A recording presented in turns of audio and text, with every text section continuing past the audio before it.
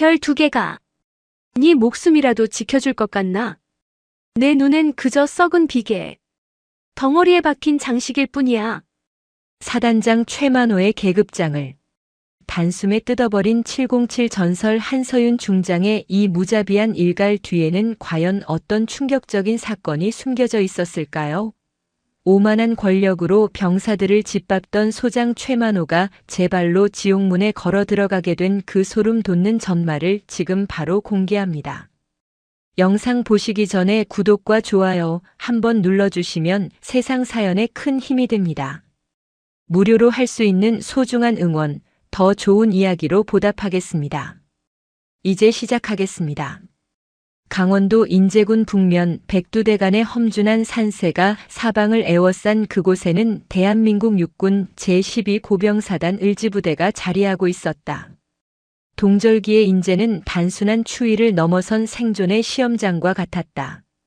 살을 파고드는 칼바람은 두꺼운 방한복을 무력하게 만들었고 끝없이 내리는 눈은 세상을 단절시키며 고립의 공포를 불러일으켰다. 이러한 척박한 환경 속에서도 묵묵히 국방의 의무를 다하는 병사들이 있었지만 그들의 헌신을 거름 삼아 자신의 사리사욕을 채우는 검은 그림자 역시 공존하고 있었다. 그 그림자의 정점에는 제12보병사단 산하연대장인 박두식 대령이 있었다. 그의 어깨 위에서 빛나는 3개의 무궁화는 국가가 부여한 명예의 상징이었으나 박두식에게 그것은 하부 조직을 쥐어짜 비자금을 조성할 수 있는 절대적인 권력의 열쇠에 불과했다. 박두식은 이 지역에서 수십 년을 버티며 자신만의 왕국을 건설했다.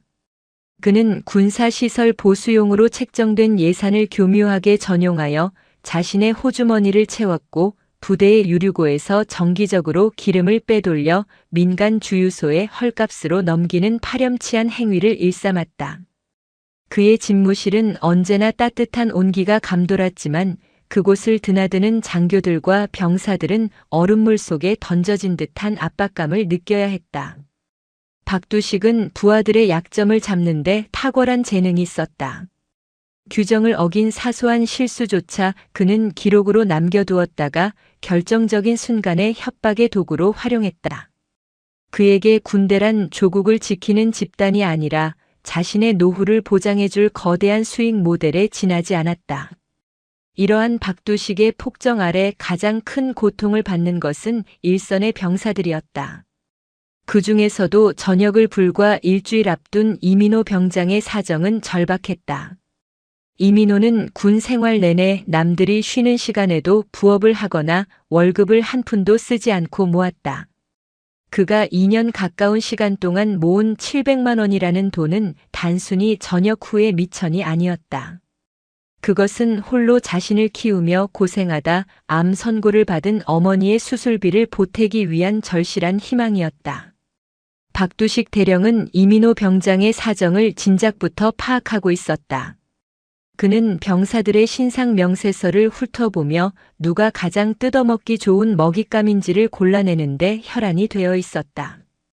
이민호가 모은 큰 돈은 박두식의 탐욕스러운 시야에 정확히 포착되었다. 박두식은 이민호의 전역 날짜가 다가오자 본격적으로 움직이기 시작했다. 그는 이민호를 연대장실로 호출했다. 연대장실의 묵직한 문이 열리고 이민호 병장이 긴장한 기색으로 들어섰다. 박두식은 책상 위에 다리를 꼬고 앉아 차를 마시고 있었다. 그는 이민호를 쳐다보지도 않은 채 서류 한 장을 툭 던졌다. 그것은 이민호가 과거 작업 도중 사소하게 부품을 파손했던 경위서였다. 이미 징계를 받고 종결된 사안이었지만 박두식은 그것을 다시 꺼내들었다. 이민호 병장 전역이 일주일 남았더군.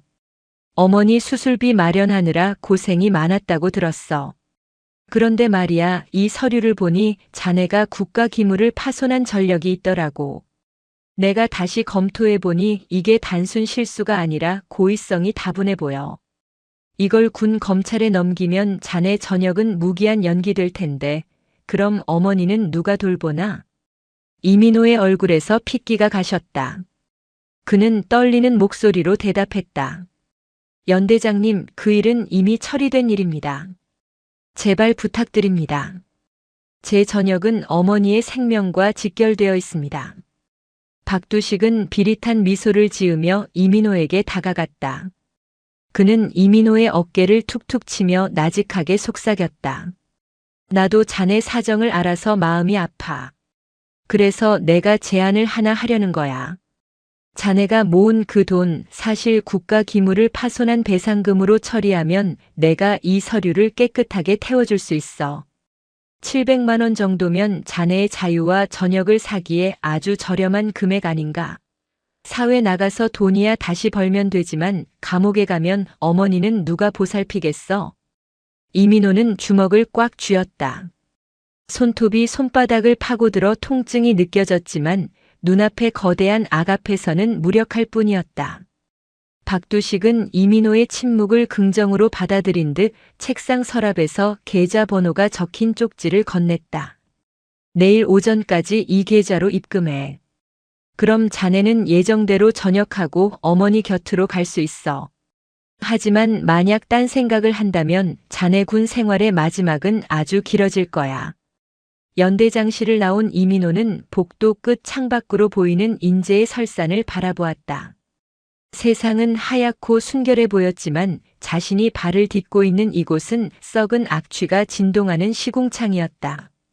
그는 마지막 수단으로 군 내부에 부조리 신고 시스템인 마음의 편지를 작성하기로 결심했다. 그는 밤을 새워 박두식 대령의 협박과 그동안 목격했던 유류 횡령 사실들을 상세히 적어 내려갔다. 다음 날 새벽 이민호는 아무도 없는 틈을 타 건의함에 편지를 넣었다. 규정대로라면 이 편지는 사단장에게 직접 전달되어야 했다. 하지만 을지부대의 시스템은 이미 박두식의 손아귀에 장악되어 있었다. 건의함을 수거하는 당번병은 박두식의 지시를 받는 신복이었고 모든 편지는 사단장실로 가기 전 연대장실을 먼저 거쳐야 했다. 그날 오후 박두식 대령은 집무실에서 이민호가 쓴 편지를 읽으며 광기 어린 웃음을 터뜨렸다. 그는 라이터를 켜 편지 모서리에 불을 붙였다. 불꽃은 순식간에 종이를 집어삼켰고 이민호의 마지막 희망은 재가 되어 사라졌다. 박두식은 재떨이에 남은 잔해를 지식이며 인터폰을 눌렀다. 이민호 병장, 지금 즉시 연대장실로 데려와. 정신교육이 좀 필요할 것 같군. 박두식은 이민호를 불러다 놓고 대놓고 폭언을 퍼부었다. 그는 이민호의 뺨을 서류 뭉치로 내리치며 비웃었다. 자네가 감히 나를 고발해? 이 편지가 사단장님께 갈 줄 알았나? 이 부대의 모든 공기는 내가 허락해야 흐르는 거야. 감히 하찮은 병사 나부랭이가 장교의 권위에 도전하다니 자네는 이제 전역은커녕 영창에서 남은 생을 보내게 될 거다. 이민호는 바닥에 주저앉아 절망했다. 조국을 지키기 위해 청춘을 바쳤던 시간들이 주마등처럼 스쳐 지나갔다. 어머니의 수술비는커녕 자신의 앞날조차 어둠에 잠겼다. 그는 인제의 차가운 바닥에 이마를 대고 흐느꼈다. 그 누구도 자신의 목소리를 들어주지 않는 고립된 산속에서 그는 죽음보다 깊은 절망을 맛보고 있었다. 한편 제12보병사단의 상급 부대인 제3군단 사령부에서는 새로운 변화의 바람이 일고 있었다. 707 특수임무단 출신으로 수많은 사선을 넘나들며 최연소 중장의 자리에 오른 한서윤 군단장이 부임을 앞두고 있었기 때문이다. 그녀는 부임 전부터 을지부대 일대의 부조리에 대한 첩보를 입수하고 있었다. 한서윤은 화려한 취임식 대신 단독으로 부대를 시찰하겠다는 파격적인 결정을 내렸다. 한서윤 중장은 알고 있었다.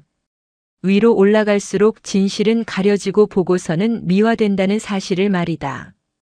그녀는 직접 현장의 바닥까지 내려가 썩은 뿌리를 찾아내기로 했다. 그녀가 탄 검은색 세단이 인제의 구불구불한 산길을 따라 을지부대를 향해 달리기 시작했을 때 박두식 대령은 여전히 자신의 승리를 자신하며 병사들의 고열을 짜낼 계획에 몰두하고 있었다. 인제의 밤은 더욱 깊어갔고 적막한 산중에는 짐승의 울음소리만이 공허하게 울려 퍼졌다. 하지만 그 정적을 깨고 정의의 칼날을 쥔 한여군 장군이 다가오고 있었다. 한서윤 중장의 차가운 눈빛은 어둠 속에서도 길을 잃지 않았고 그녀의 어깨에서 빛나는 세 개의 별은 부패한 자들의 심장을 꿰뚫을 준비를 마친 상태였다. 박두식 대령과 최만호 소장, 그리고 그들이 구축한 견고한 비리 카르텔은 자신들이 맞이할 최후를 전혀 짐작하지 못했다. 그들은 여전히 권력의 단맛에 취해 있었고 병사들의 눈물 위에 쌓아 올린 성벽이 영원할 것이라 믿었다. 그러나 707의 전설이라 불리는 한서윤은 함정을 파는 여우보다 빠르고 먹잇감을 노리는 매보다 날카로웠다. 제2보병사단 노도부대와 제12보병사단 을지부대가 인접한 강원도 인제군 북면의 산악지대는 겨울이면 살아있는 모든 것들의 숨통을 조여오는 혹독한 환경으로 변모한다. 살을 파고드는 칼바람은 산맥의 능선을 타고 내려와 부대 울타리를 흔들고 칠흑 같은 어둠은 군의 질서와 원칙마저 집어삼킬 듯 무겁게 내려앉았다. 그 어둠을 뚫고 한 대의 검은색 SUV 차량이 눈 덮인 도로를 미끄러지듯 달리고 있었다. 운전대를 잡은 이는 대한민국 육군 제3군단장으로 갓 부임한 한서윤 중장이었다. 그녀의 어깨 위에서 빛나는 세 개의 별은 가로등 불빛조차 닿지 않는 차 안에서도 서늘한 권위를 뿜어내고 있었다. 육군사관학교를 졸업하고 707 특수임무단에서 잔뼈가 굵은 그녀는 대한민국군 역사상 최연소 중장이라는 타이틀을 거머쥐었으나 그 화려한 이면에는 수많은 사선을 넘나들며 다져진 냉철한 판단력과 불의를 참지 못하는 강직함이 자리하고 있었다. 한서윤 중장은 전방부대의 고질적인 부조리와 비리에 대한 첩보를 입수하고 공식적인 취임식도 거른 채 홀로 잠행에 나섰다. 그녀가 목표로 삼은 곳은 제12보병사단 산하의 연대장 박두식 대령이 통치하는 연대 본부였다.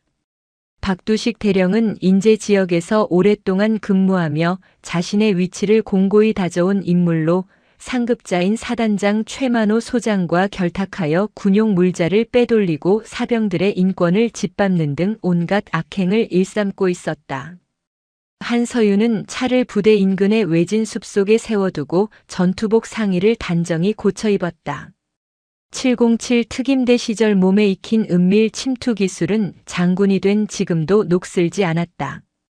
그녀는 야간 투시경을 점검하며 부대의 철책 너머를 응시했다.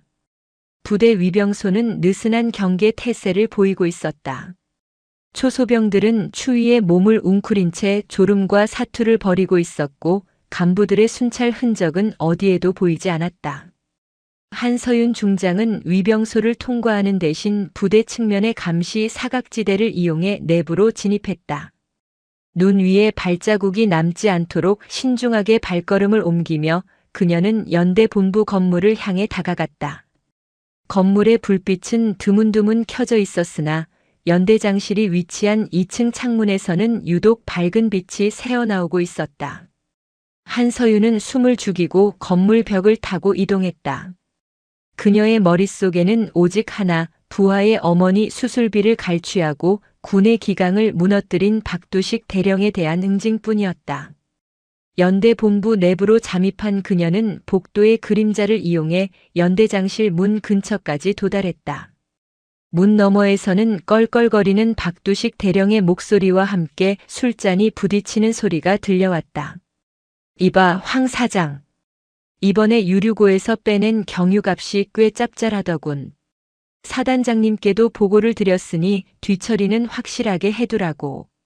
그 이민호 병장놈이 모은 적금도 곧 내 수중에 들어올 테니 우리 사업은 더 번창할 거야. 박두식 대령의 목소리에는 일말의 가책도 느껴지지 않았다.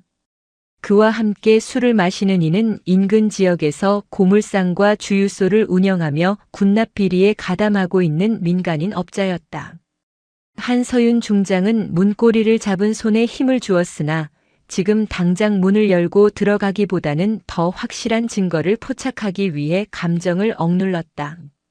그녀는 소형 녹음기를 꺼내 그들의 대화를 기록하기 시작했다. 박두식은 이어 사단장인 최만호 소장과의 관계를 과시하며 자신들이 구축한 비리 카르텔이 얼마나 견고한지를 떠들어댔다. 별 2계단 최 소장님이 내 뒤를 봐주고 있는데 누가 감히 나를 건드리겠어? 이번에 새로 온다는 군단장인지 뭔지 하는 여자도 얼굴마담일 뿐이야. 707 출신이라고 떠들어봤자 군단 행정이 어디 특수부대 작전인 줄 아나 보지. 오자마자 회식비나 좀 챙겨주면 알아서 기게 되어 있어. 박두식의 오만한 발언에 한서윤 중장의 눈빛이 더욱 차갑게 가라앉았다. 그녀는 복도 끝에서 들려오는 발소리를 감지하고 재빨리 옆방인 비어있는 회의실로 몸을 숨겼다. 발소리의 주인공은 박두식 대령의 비서실에서 근무하는 하사였다. 그는 박두식의 술시중을 들기 위해 안주를 챙겨 연대장실로 들어갔다.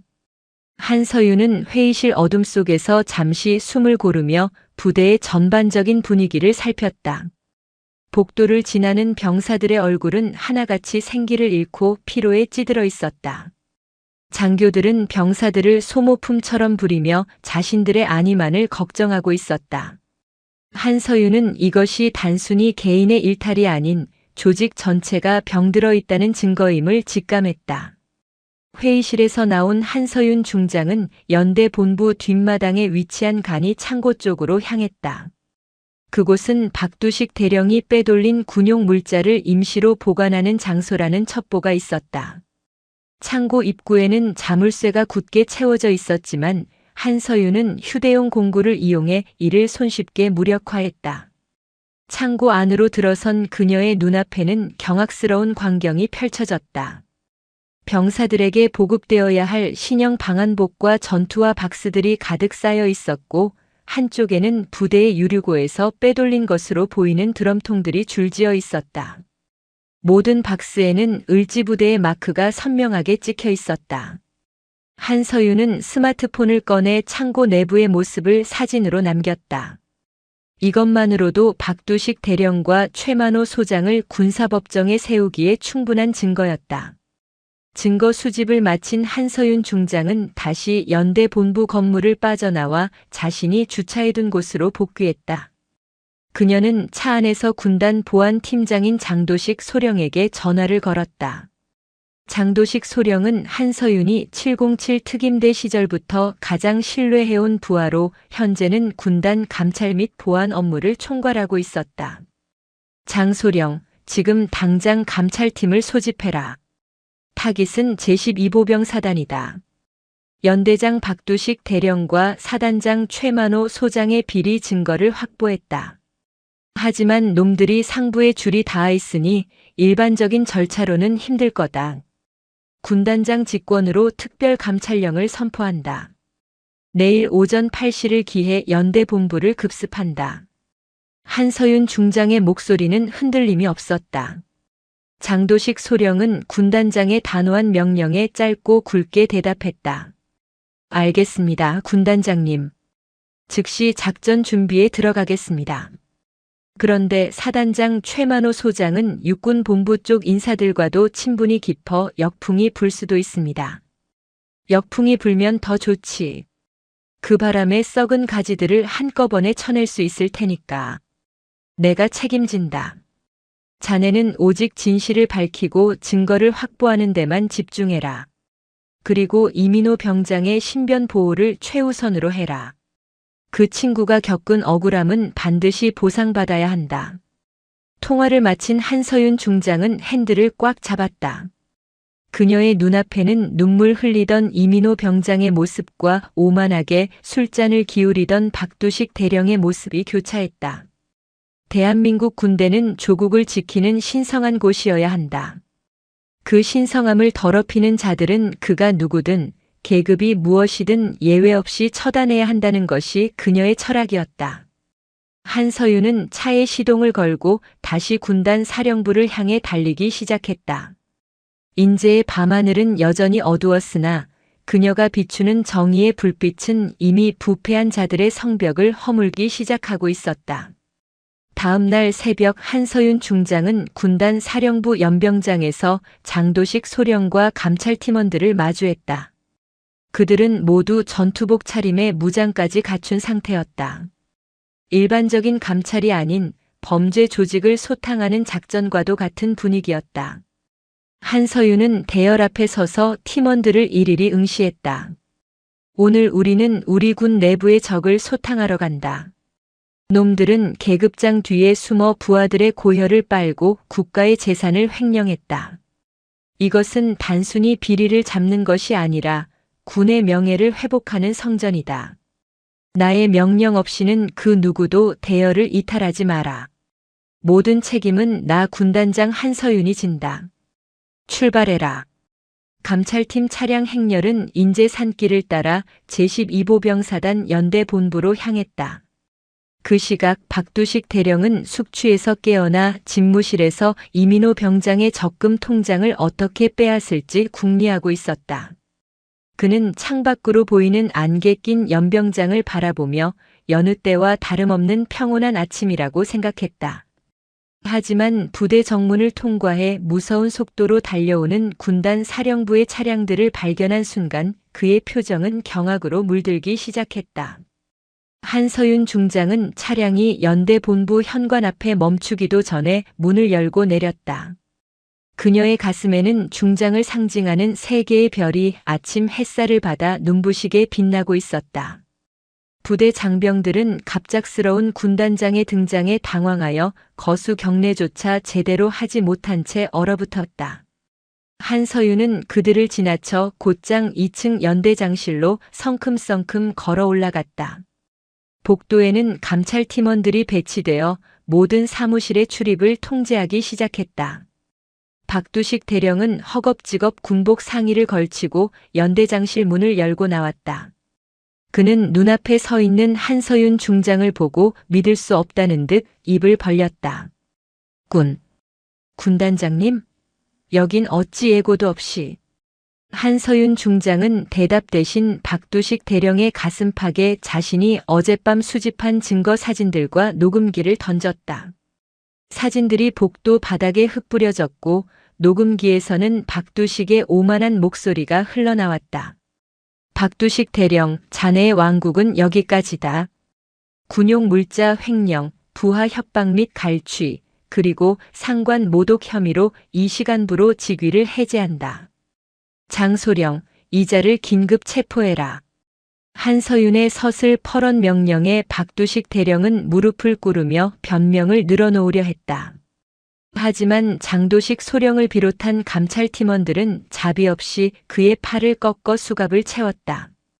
연대 본부 전체가 술렁이기 시작했다. 병사들은 창가로 몰려들어 평소 저승사자보다 무서웠던 연대장이 초라하게 끌려나가는 모습을 지켜보았다. 그들의 눈에는 통쾌함과 함께 사단 전체를 뒤덮고 있던 어둠이 걷히는 듯한 희망이 서리기 시작했다. 하지만 한서윤 중장은 알고 있었다. 이것은 시작일 뿐이라는 것을. 박두식 대령의 뒷배인 사단장 최만호 소장, 그리고 그 너머에 숨어있는 더 큰 세력들과의 전쟁이 이제 막막을 올렸음을 말이다. 그녀는 박두식이 끌려나간 연대장실 책상 앞에 섰다. 책상 위에는 여전히 이민호 병장의 신상 명세서가 놓여 있었다. 한서윤은 그 서류를 조용히 챙겨 품에 넣었다. 그녀의 시선은 창밖 멀리 사단 사령부가 위치한 방향을 향했다. 최만호 소장, 이제 당신 차례다. 한서윤 중장의 나직한 읍조림은 차가운 겨울 공기를 타고 연대 본부 전체로 퍼져나갔다. 707의 전설이라 불리는 그녀의 반격은 이제 누구도 막을 수 없는 폭풍이 되어 부패한 권력의 심장부를 향해 몰아치고 있었다. 병사들은 자신들을 지켜줄 진짜 지휘관의 등장을 목격하며 숨죽여 다음 전개를 기다리고 있었다. 인제의 설사는 이 거대한 정의의 행진을 묵묵히 지켜보고 있었고 대한민국 군의 뒤틀린 역사가 바로잡히는 순간을 기록하고 있었다. 장도식 소령은 현장의 장비와 서류들을 압수하며 한서윤 중장에게 다가갔다. 그의 손에는 박두식 대령이 숨겨두었던 비밀 금고에서 나온 찬명 계좌 통장들과 상납 리스트가 들려 있었다. 군단장님, 리스트를 확인했습니다. 최만호 소장뿐만 아니라 육군본부 군수 라인의 몇몇 장성들 이름도 보입니다. 판이 생각보다 훨씬 큽니다. 한서윤 중장은 리스트를 훑어보고는 싸늘하게 미소 지었다. 상관없다. 별이 몇 개든 뿌리가 얼마나 깊든 상관없이 전부 도려낸다. 이것이 내가 이 자리에 있는 이유다.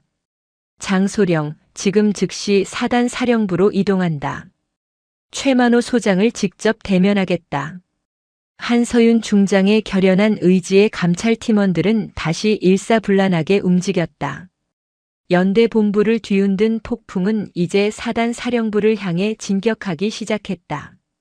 억울함에 가슴을 치던 병사들의 기도가 마침내 응답을 받은 순간이었으며 인재의 검은 그림자가 정의의 빛 앞에 비명을 지르기 시작한 역사적인 아침이었다. 그녀의 발걸음은 거침이 없었고 그 뒤를 따르는 장병들의 눈빛은 전설적인 사령관에 대한 존경과 신뢰로 가득 차 있었다. 제12보병사단 을지부대의 사단장 집무실은 겉으로 보기에는 엄숙하고 절제된 군인의 공간이었으나 그 이면에는 썩은 악취가 진동하는 탐욕의 소굴이었다. 사단장 최만호 소장은 자신의 어깨 위에서 빛나는 두 개의 별이 영원한 권력을 보장해 줄 것이라 믿어 의심치 않았다. 그는 박두식 대령이 연대 본부에서 군단 감찰팀에게 체포되었다는 급보를 접하고도 처음에는 코웃음을 쳤다. 자신들이 쌓아 올린 견고한 인맥과 육군본부 군수 라인에 든든한 뒷배가 있는 한 갓 부임한 새파란 여군 군단장 하나가 어쩌지 못할 것이라 확신했기 때문이었다.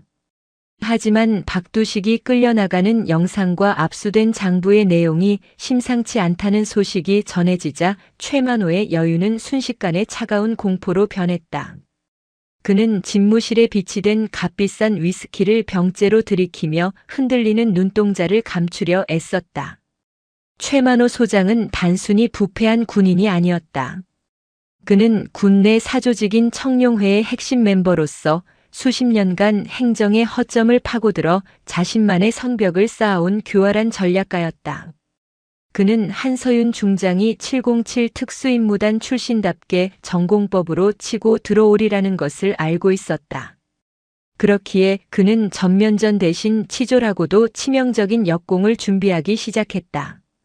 전공법으로 무너뜨릴 수 없는 상대라면 그녀의 도덕성과 명예를 난도질하여 스스로 무너지게 만드는 것이 그의 방식이었다. 최만호는 곧바로 자신의 신복인 정훈 참모와 인사 참모를 호출했다. 그들은 이미 최만호와 생사고락을 함께하며 온갖 비리를 공유해온 공범들이었다. 군단장이 707식 게릴라전을 펼치고 있군. 하지만 여기는 산속 작전지가 아니라 여론과 행정이 지배하는 정치판이라는 걸 가르쳐줘야겠어. 장 팀장, 자네가 관리하는 그 병사 있지? 관심병사로 분류되어 보호가 필요한 그 친구를 이번 작전의 주인공으로 세운다. 카메라 세팅은 완벽하게 해두었나? 최만호의 목소리는 낮고 음침했다. 그의 계획은 간단하면서도 악랄했다. 한서윤 중장이 사단 사령부를 방문했을 때 의도적으로 정신적 불안 증세를 보이는 병사를 그녀의 경로에 배치하여 충돌을 유도하는 것이었다. 그리고 그 과정에서 발생하는 아주 사소한 신체적 접촉이나 강압적인 언사를 극대화하여 편집한 뒤 이를 갑질 프레임으로 씌워 언론과 인터넷에 유포할 작정이었다. 요즘 같은 시대의 군 고위 장성이 병사에게 폭언이나 폭행을 가했다는 의혹은 진실 여부와 상관없이 그 지휘관의 목을 날려버릴 수 있는 핵폭탄과 같았다.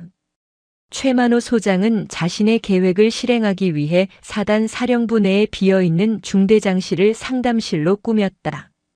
그리고 그곳에 평소 적응 장애를 앓고 있어 지휘관들의 골칫거리였던 이등병 하나를 앉혀두었다. 그 병사에게는 사단장이 시키는 대로만 하면 의병 제대를 시켜주겠다는 달콤한 유혹과 함께 만약 실패할 경우 평생 군 교도소에서 썩게 하겠다는 잔인한 협박이 동시에 가해졌다. 공포와 희망 사이에서 정신을 놓아버린 병사는 최만호가 건넨 대본을 달달 외우며 한서윤 중장이 나타나기만을 기다렸다. 다음 날 오전 한서윤 중장은 장도식 소령을 대동하고 제12보병사단 사령부에 도착했다. 그녀의 눈빛은 전날 연대본부에서 박두식 대령을 제압할 때보다 더욱 날카롭게 빛나고 있었다. 사단장 최만호 소장은 연병장까지 마중 나와 과장된 동작으로 거수 경례를 붙였다. 그의 얼굴에는 비굴할 정도로 친절한 미소가 걸려 있었지만 그 뒤에 숨겨진 동리는 이미 한서윤의 목덜미를 겨누고 있었다. 한서윤은 최만호의 경례를 대충 받아넘기며 곧장 본청 내부로 발을 들였다. 최 소장, 자네 연대장이 체포되는 동안 사단장은 무엇을 하고 있었나? 이중 장부에 자네 이름이 적혀 있는 걸 내가 모를 줄 알았나? 변명은 듣고 싶지 않다. 지금 당장 사단 전체 유류고와 보급 창고를 개방해라. 군단 감찰팀이 직접 전수 조사하겠다. 한서윤의 단호한 일갈에 최만호는 짐짓 억울하다는 표정을 지으며 몸을 낮췄다. 그는 한서윤을 자연스럽게 미리 준비해둔 상담실 근처로 안내했다. 군단장님, 모든 조사는 협조하겠습니다. 하지만 그 전에 꼭 해결해 주셔야 할 시급한 사안이 있습니다. 여기 한 병사가 군단장님께 직접 상담을 요청하며 자해 소동까지 벌이고 있습니다. 707 출신의 전설적인 영웅이신 군단장님께서 한마디만 해주시면 저 친구가 마음을 다잡을 수 있을 것 같습니다. 제발 부하의 생명을 구하는 셈치고 잠시만 시간을 내주십시오. 한서윤 중장은 최만호의 눈빛에서 일말의 불길함을 감지했으나 병사의 생명이 위험하다는 말에 발걸음을 옮길 수밖에 없었다. 그것이 지휘관으로서의 책임감이자 그녀가 평생 지켜온 군인 정신이었기 때문이다. 그녀가 중대장실 문을 열고 들어가자 구석에 웅크리고 앉아 벌벌 떨고 있는 이등병이 보였다. 한서윤은 장도식 소령을 문 밖에 대기시키고 홀로 병사에게 다가갔다. 병사는 그녀가 가까이 오자 갑자기 소리를 지르며 자신의 옷을 찢고 바닥에 머리를 찍기 시작했다. 한서윤은 당황하지 않고 병사의 자해를 막기 위해 그의 어깨를 붙잡고 진정시키려 했다. 그 순간 문이 벌컥 열리며 최만호 소장과 스마트폰 카메라를 든 정훈 장교가 들이닥쳤다.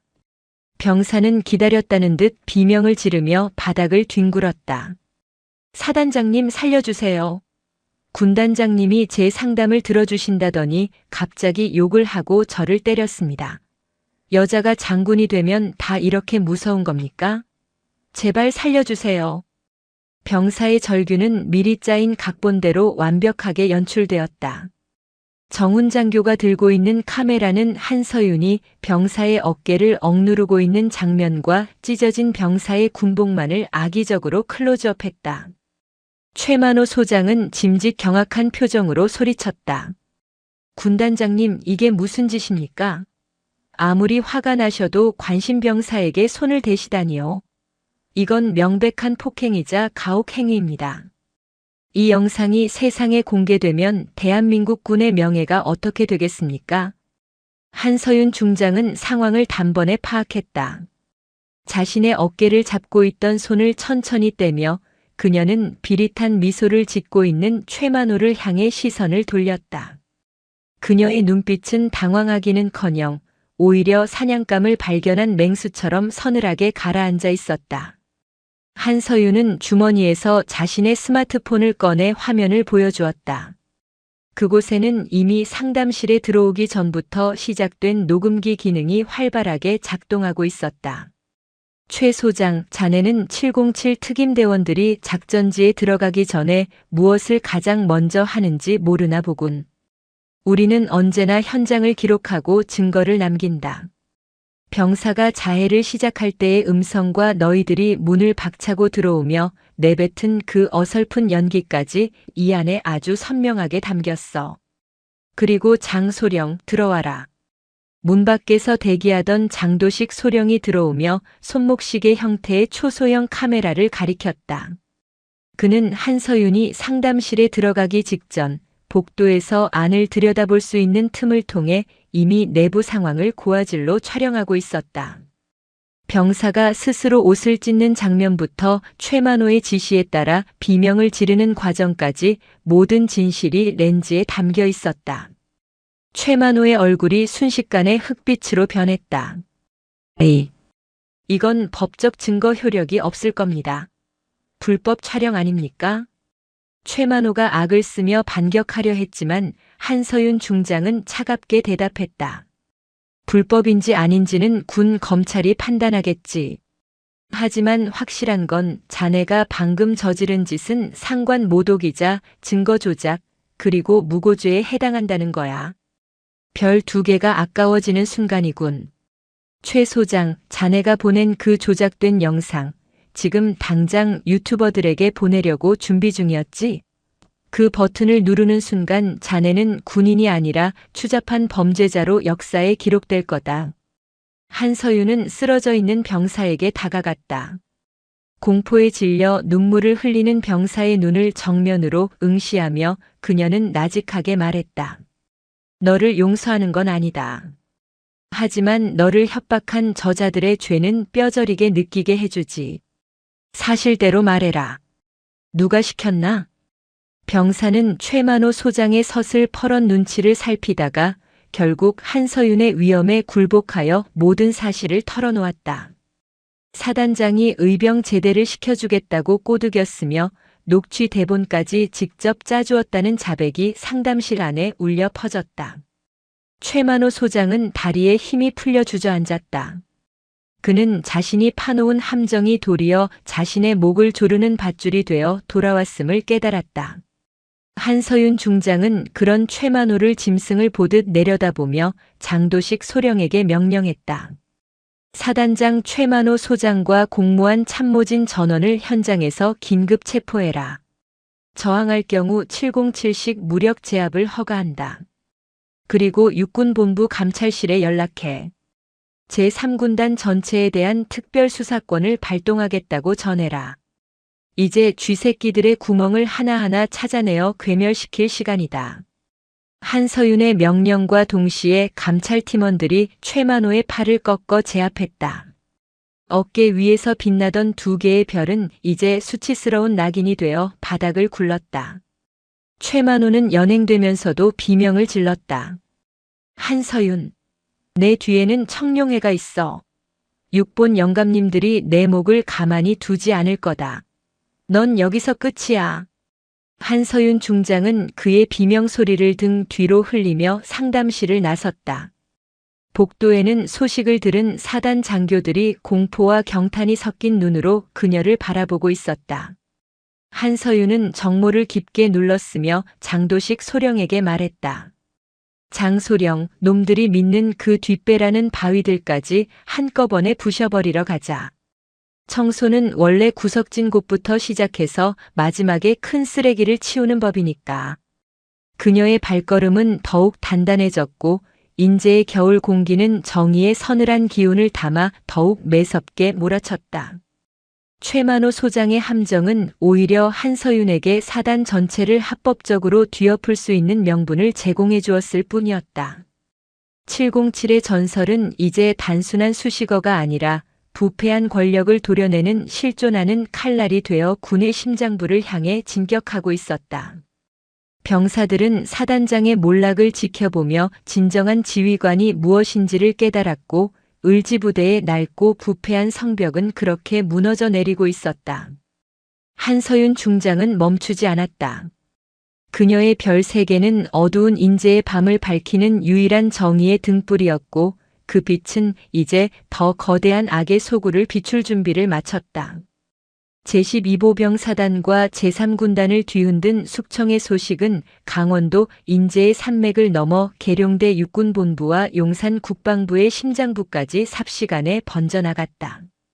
한서윤 중장이 단행한 현장 체포는 군의 서열과 관례를 정면으로 거스르는 파격이었고, 이는 곧 기득권을 쥐고 있던 거대한 세력들의 반발을 불러일으켰다. 연대장 박두식 대령과 사단장 최만호 소장이 줄줄이 수갑을 차고 끌려가는 모습이 담긴 내부 첩보는 육군 내 사조직인 청룡회의 수뇌부들을 분노하게 했다. 그들은 자신들의 성역을 침범한 한서윤을 제거하기 위해 국가 권력에 맞먹는 거대한 기제를 작동시키기 시작했다. 한서윤 중장이 군단 사령부로 복귀하기도 전에 그녀를 향한 정치적 공세와 법적 압박은 이미 시작되어 있었다. 언론에는 익명의 제보를 바탕으로 한 왜곡된 보도들이 쏟아졌다. 육군 최연소 여성 중장이라는 타이틀은 독이 되어 돌아왔다. 과도한 진급에 따른 영웅 심리가 억울한 하급 지휘관들을 사지로 몰아넣고 있다는 프레임이 짜였다. 박두식 대령의 유가족과 최만호 소장의 측근들은 한서윤이 707 특수임무단 출신답게 강압적인 수사기법을 동원하여 허위 자백을 받아냈다고 주장하며 인권위원회와 군 검찰에 진정서를 제출했다. 한서윤 중장은 군단 사령부 집무실에 앉아 자신을 향해 조여오는 포위망을 실시간으로 지켜보았다. 하지만 그녀의 눈빛은 당황하기는커녕 오히려 목표물을 포착한 저격수처럼 더욱 선명해졌다. 그녀의 앞에는 장도식 소령이 굳건한 표정으로 서 있었다. 장 소령은 박두식 대령의 비밀 금고에서 확보한 서류들을 디지털화하여 분석한 결과물을 태블릿 PC에 띄웠다. 그것은 단순히 돈을 주고받은 내역이 아니었다. 지난 10수년간 인제 지역 부대들을 거쳐간 장성들과 대령급 간부들이 얽히고 설킨 거대한 뇌물 카르텔, 즉 청룡회의 자금 세탁 지도가 그 모습을 드러내고 있었다. 군단장님, 육군본부 감찰실에서 지시가 내려왔습니다. 내일 오전 10시까지 계룡대로 출석하여 이번 사건에 대한 소명 절차를 밟으라고 합니다. 사실상 징계위원회의 전 단계이며 직무 정지 명령이 병행될 가능성이 큽니다. 놈들이 판을 아주 크게 짰습니다. 장도식 소령의 보고에도 한서윤 중장은 미동조차 하지 않았다. 그녀는 어깨 위에 달린 3개의 은색별을 만지작거리며 창밖에 눈 덮인 연병장을 응시했다. 놈들이 두려워하고 있다는 증거지. 장소령, 우리가 확보한 이 이중 장부에는 육군본부 핵심 보직자들의 이름이 가득해. 특히 이번 징계위원회를 주관할 위원장인 김철수 대장도 포함되어 있나? 네, 그렇습니다. 김 대장은 청룡회의 실질적인 수장으로 알려져 있습니다. 그의 이름 옆에는 골프 접대와 현금 상납 내역이 아주 구체적으로 적혀 있습니다. 하지만 이것만으로는 부족합니다. 놈들은 이것이 조작된 문서라고 우길 것이 분명합니다.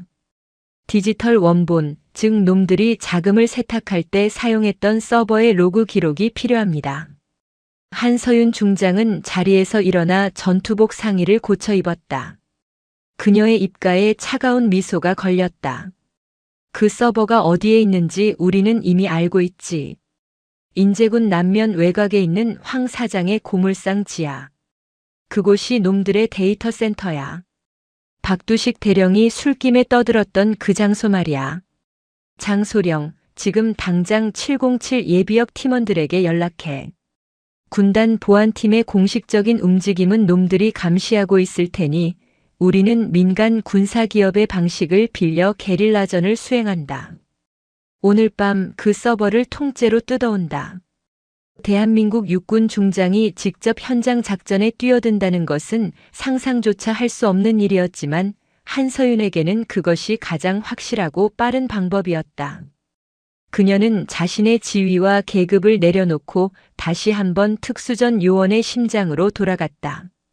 그날 밤 인제의 험준한 고갯길을 넘어 외진 고물상에 도착한 한서윤과 예비역 대원들은 유령처럼 현장에 침투했다. 그곳은 겉으로 보기엔 허름한 고물상이었지만 지하로 내려가자 최신식 보안 장비가 갖춰진 서버실이 나타났다. 한서윤은 직접 해킹 장비를 연결하여 데이터 추출을 지휘했다. 놈들이 증거를 인멸하기 위해 설치한 원격 삭제 장치를 무력화하는데 성공한 순간 수천억 원대에 달하는 군납 비리와 자금 세탁의 실체가 그녀의 손안에 담겼다. 다음 날 오전 10시 충남 계룡대 육군본부 대회의실. 무거운 정적이 흐르는 가운데 한서윤 중장이 당당한 걸음으로 들어섰다.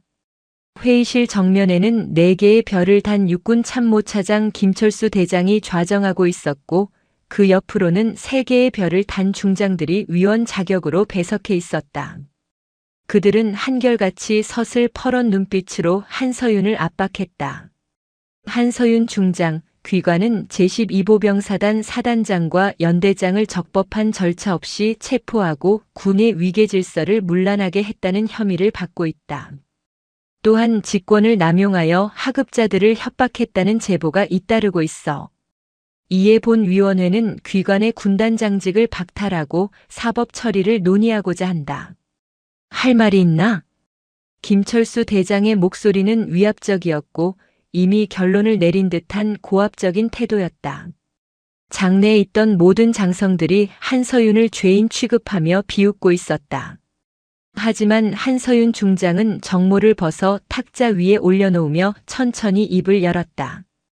그녀의 목소리는 낮았지만 회의실 전체를 압도하는 위엄이 서려 있었다. 위원장님 그리고 위원 여러분. 저는 오늘 저의 직무에 대한 소명을 하러 온 것이 아닙니다. 대한민국 육군의 암적인 존재들, 즉 청룡회라는 이름 뒤에 숨어 국가의 안보를 팔아먹은 범죄자들을 고발하러 왔습니다. 자네들이 말하는 그 적법한 절차라는 것이 비리를 덮고 입을 맞추기 위한 시간을 버는 행위라면 저는 거부합니다. 회의실이 술렁이기 시작했다. 김철수 대장이 안면 근육을 파르르 떨며 소리쳤다. 어디서 감히 망발인가? 증거도 없이 상관들을 모독하다니. 지금 즉시 헌병을 불러 이자를 연행하라. 증거를 찾으십니까? 한서윤 중장이 손짓하자 회의실 벽면에 대형 스크린이 켜졌다. 화면에는 어젯밤 확보한 디지털 장부와 로그 기록이 쏟아져 내렸다. 그곳에는 징계위원석에 앉아있는 장성들의 실명과 계좌번호, 그리고 그들이 받은 뇌물의 액수가 선명하게 박혀 있었다. 특히 김철수 대장의 이름 옆에는 인제군 유류고 횡령 수익금의 30%가 정기적으로 상납된 기록이 붉은색으로 강조되어 있었다. 이것은 인제군 남면 지하 서버에서 추출한 원본 데이터입니다. 삭제된 기록까지 모두 복구했습니다. 위원장님, 이 계좌들이 본인의 것이 아니라고 부정하시겠습니까? 아니면 여기 배석한 위원들께서 각자 받은 돈의 출처를 이 자리에서 밝혀보시겠습니까? 순식간에 공수가 교대되었다. 조금 전까지 당당하게 호령하던 장성들의 얼굴이 백지장처럼 하얗게 질렸다. 김철수 대장은 입을 뻐끔거리며 아무런 말도 하지 못했고 옆에 있던 중장들은 시선을 피하기에 급급했다. 한서윤 중장은 한 걸음 더 다가갔다. 당신들이 병사들에게는 애국과 헌신을 강요하면서 뒤에서는 그들의 목숨값인 유류비와 급식비를 가로챘을 때 이미 당신들의 별은 그 빛을 잃었습니다. 저는 오늘 이 자리에 군단장 자격이 아니라 대한민국 군대의 명예를 지키고자 하는 한 명의 요원으로서 섰습니다. 국방부 검찰단과 중앙수사단이 이미 이 건물의 출입구를 봉쇄했습니다. 자수하여 광명을 찾으라는 말은 하지 않겠습니다. 당신들은 그럴 자격조차 없으니까요. 회의실 문이 벌컥 열리며 무장한 헌병들과 국방부 수사관들이 들이닥쳤다. 한서윤 중장이 부임 전부터 긴밀하게 소통해왔던 강직한 검찰관들이었다. 김철수 대장을 비롯한 청룡회의 수뇌부들은 현장에서 긴급 체포되었다. 그들의 손목에 수갑이 채워질 때마다 굳게 닫혀있던 군의 부패한 성벽이 무너져 내리는 소리가 들리는 듯 했다. 한서윤 중장은 연행되는 그들을 차가운 시선으로 지켜보며 탁자 위에 놓아두었던 정모를 다시 썼다.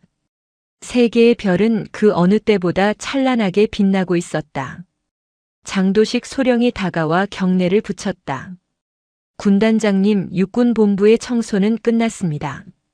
이제 을지부대로 돌아가 마무리를 지을 시간입니다.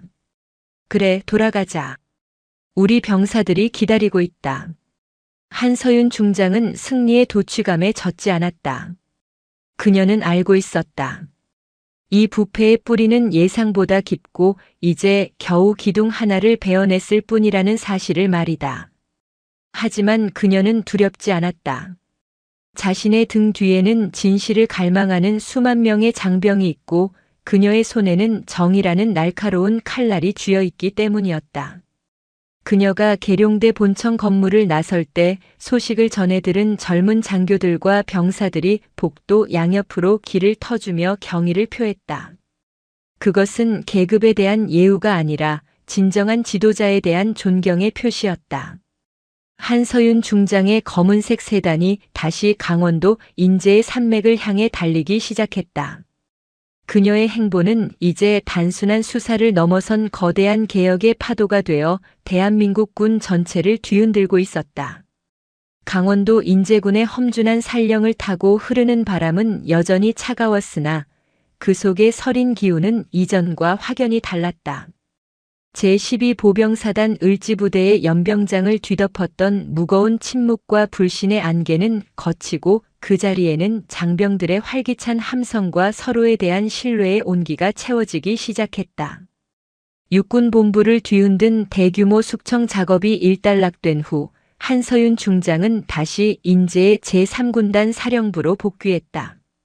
그녀의 어깨 위에서 빛나는 세 개의 은색별은 이제 단순한 계급의 상징을 넘어 이 땅의 모든 병사에게 정의가 살아있음을 증명하는 등불과도 같았다.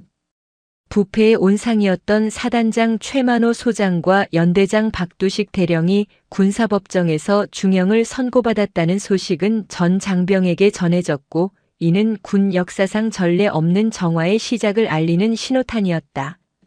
한서윤 중장은 복귀하자마자 가장 먼저 행정 및 보급 체계를 정상화하는 데 총력을 기울였다.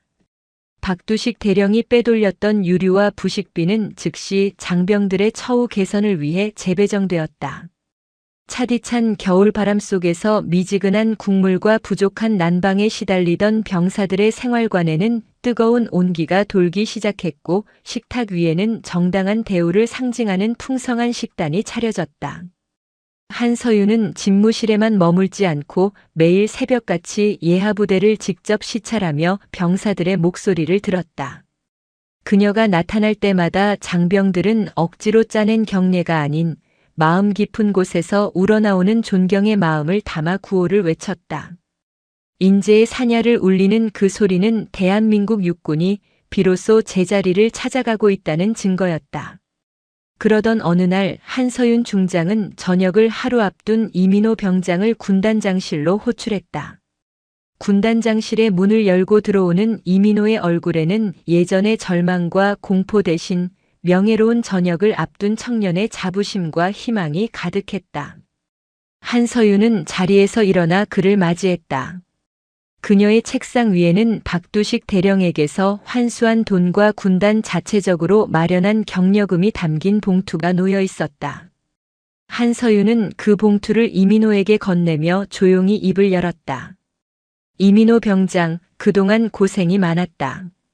자네가 모았던 이 돈은 어머니의 수술비로 사용될 소중한 희망이다. 박두식 대령이 자네의 희망을 짓밟으려 했지만 결국 정의는 자네의 편이었다. 이 안에는 자네가 성실히 모은 돈뿐만 아니라 자네의 용기에 대한 군단 전체의 감사의 마음이 담겨 있다. 사회에 나가서도 자네가 보여준 그 강인한 의지로 어머니를 잘 보살펴 드리길 바란다.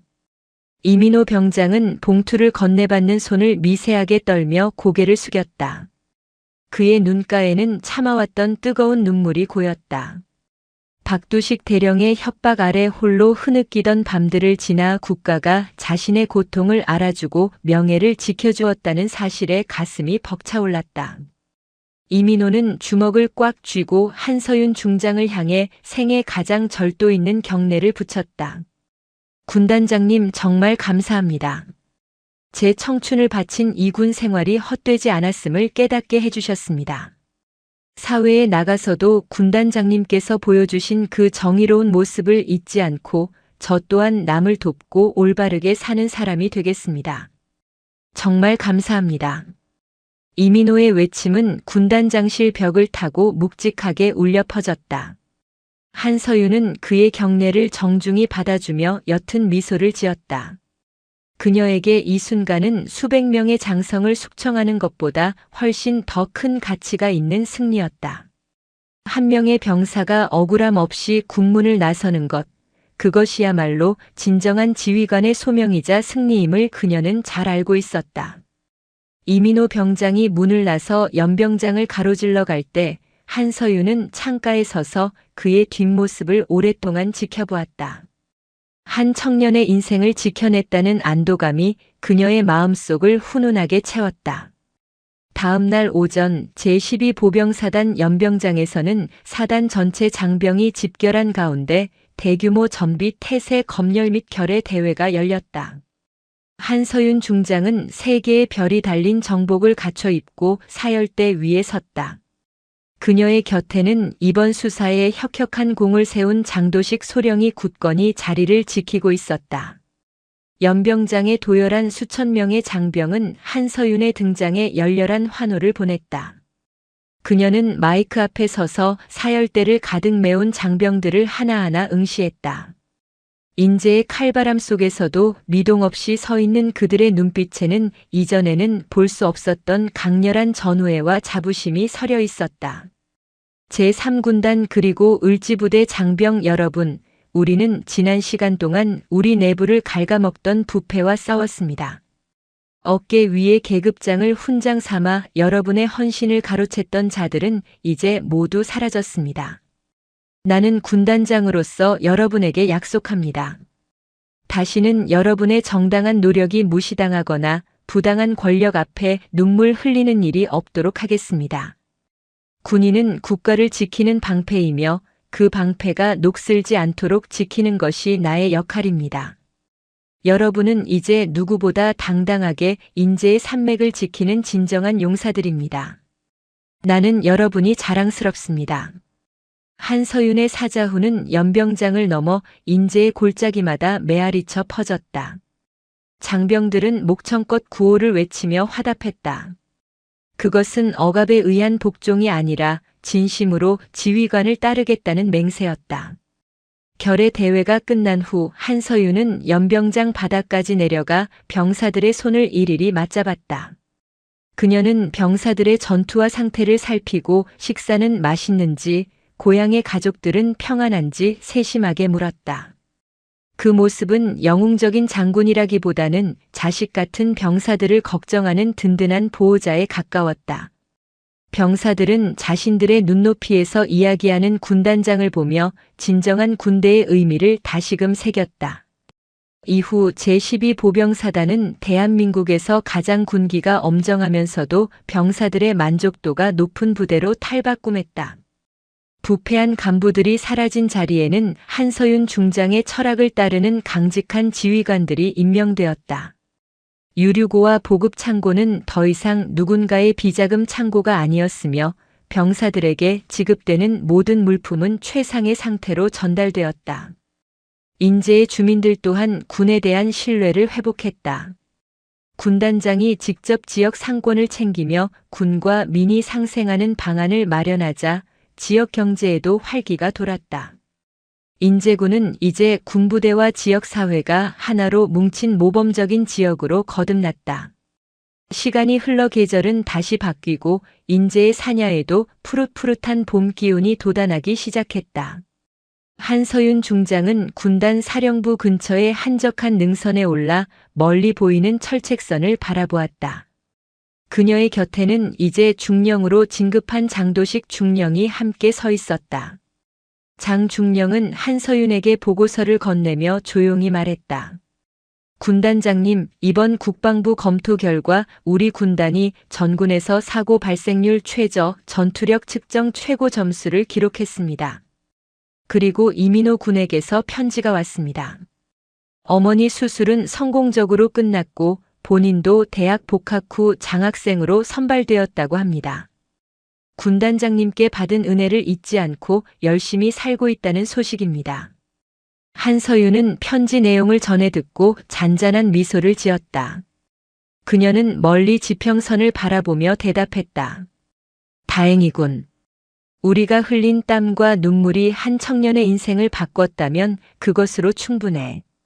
장중령, 하지만 우리는 여기서 멈춰서는 안 된다. 부패는 잡초와 같아서 조금이라도 방심하면 다시 자라나기 마련이지.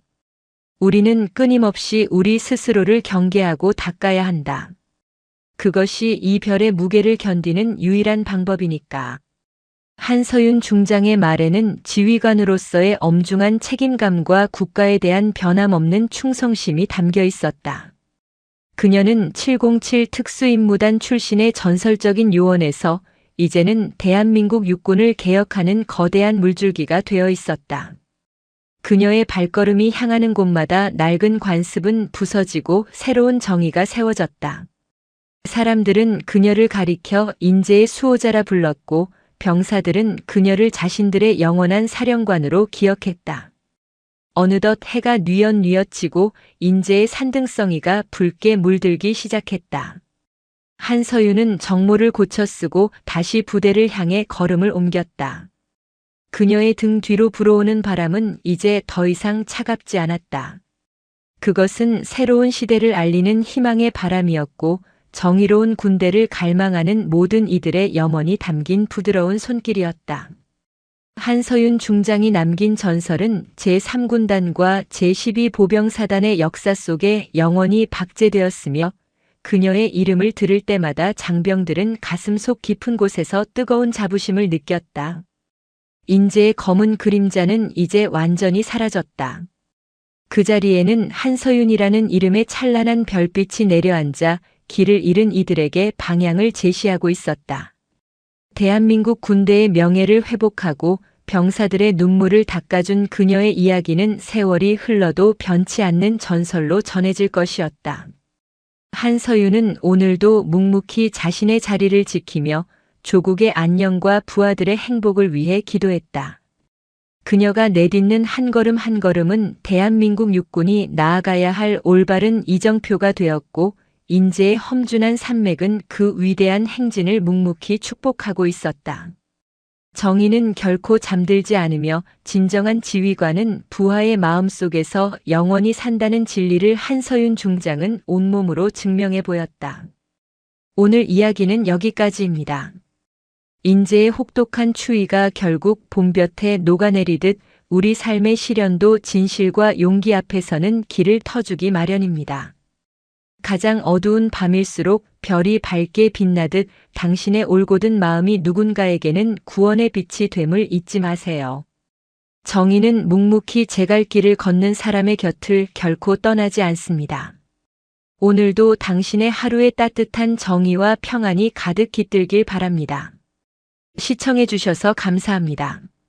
영상이 재미있으셨다면 구독과 좋아요, 댓글까지 부탁드리고 오늘도 건강하고 행복한 하루 되시길 바랍니다.